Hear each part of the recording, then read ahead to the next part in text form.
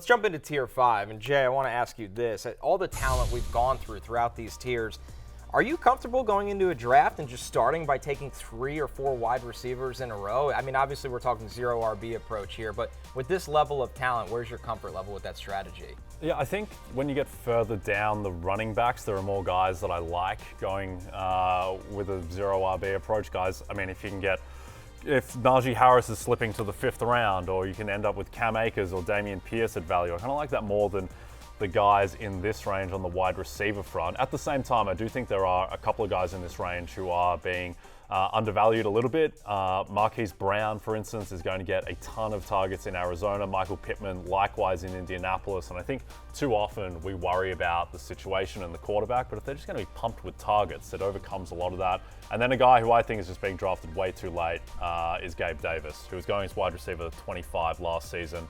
He's fallen out of the top 35 this season, basically because he was hurt last year. I'll piggyback off that, Jay, and say George Pickens is my guy in that mold. He's going too late. Kenny Pickett loves him. There's a connection there. He fits Pickett's play style. This guy was a round 1 talent that fell to round 2 because of a lot of different circumstances at Georgia. I think Pickens is the guy at the end of the year. We'll sit here and wonder, how did Jordan Addison and Jerry Jeudy get drafted ahead of him?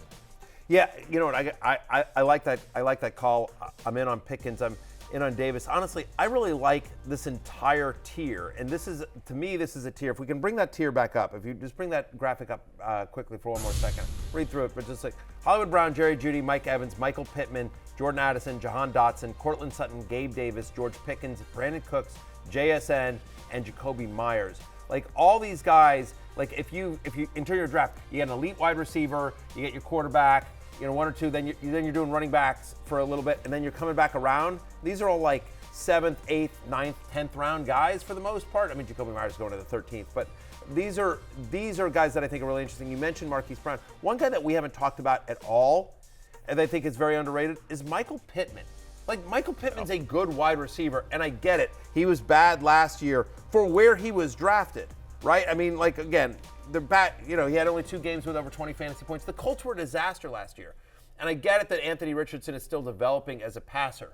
But Michael Pittman had a 25% target share. And again, you talk about situations where he's the only guy. Like, while we think Anthony Richardson will be raw as a passer and make some mistakes, like, he's not going to be worse than Sam Ehlinger was last year. He's not going to be worse than Matt Ryan was last year. Like, there's going to be some mistakes from Richardson, but they're going to throw. They are going to throw. That's the thing about Richardson, is because of his athleticism, people think he's just going to be like, you remember Lamar Jackson's rookie year where all he did was run. Literally, like, they never even let him pass his rookie year. They think he's Justin Fields. That's honestly. right. That's what people are thinking, and I think that's totally off base. Correct. Talk about this. Like, he's more of a pocket passer than people realize. He wanted to throw in college. There were instances where he would actually stay in the pocket or try to recreate the pocket so much longer than he had to. And I remember Sims and I were joking about this. He's such a freak. It's like, just take off. You're in the SEC. Just take off and run for 80 yards because you're bigger and faster and stronger than everyone. In the NFL, I think that actually helps him translate better because there are a lot of times where you're not going to beat the linebacker to the sideline. And I think he has the right coaching to know when to hang in and throw and when to not.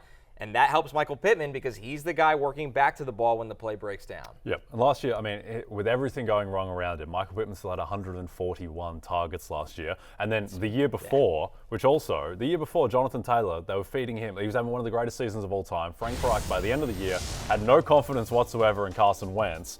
And Michael Pittman still had 129 targets and finished as a top 20 wide receiver. So, yeah, I think he's hugely underrated. Yeah, I just, like, this is a guy that was like going as like, as a top 15 wide receiver last year, as we see him score a touchdown here against the Texans, because, everyone scores against the Texans. No, there was the Jets. Oh, it was your Jets. No one scores against my Jets. There you go. Look at this. But, like, just, again, the separation that he gets, I don't know. I just, Michael Pittman is somebody that I think in this range is really interesting. That, again, Marquise Brown, again, bad teams, but somebody that's going to get massive volume, and they're professional quarterbacks. Like, whatever it is, like, whatever you think of Richardson as a passer this year, whatever you think of, like, Josh Dobbs or Clayton Tune or whoever ends up starting for the Cardinals. The big secret, by the way. Yeah. Competitive advantage. Yeah, whatever.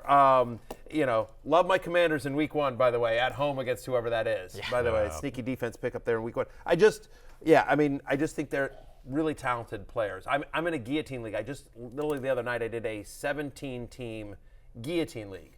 So if people are for very quickly, a guillotine league is you draft like you normally do, and you start a lineup. You don't play head to head, but at the end of on Tuesday morning, after all the games have been played, whatever team is the lowest scoring team gets cut from the league forever, and all their players go back into the free agent pool. And you just keep doing that until there's only one team remaining. So that's why it's 17 teams, because you got 18 weeks, right? You keep doing that. So in that league, you want nothing but floor. Yep. And so I've drafted Michael Pittman in that league. That's why I'm bringing it up, because like that's a floor guy. Like I drafted Marquise Brown as well in that league. It's a 17-team league. You know what I mean? But you want floor guys, right?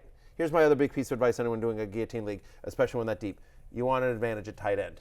That's what you can't take a zero at tight end. There's so few good tight ends in the league. That's where you can't take a zero, because again, one bad week and you're chopped. Yep. But it's a great fun. By the way, if you've never played a guillotine league, I would highly recommend it. You can go to guillotineleagues.com if you want to play it. That's where they do this format. And anyway, we should do one here for the happy hour staff. Yeah, let's do it. It's really fun. It's a really fun format. Last thing on Michael Pittman. He's only 25 years old. He was picked 34 in 2020. It feels like he's 29. I know. He just doesn't. He's 25, so he also has just upside to just get better.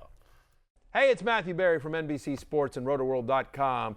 Just want to thank you so much for watching what you just watched, or at least being too lazy to click out of it after the autoplay just kept it going. So either way, thank you so much for just letting it scroll by your screen.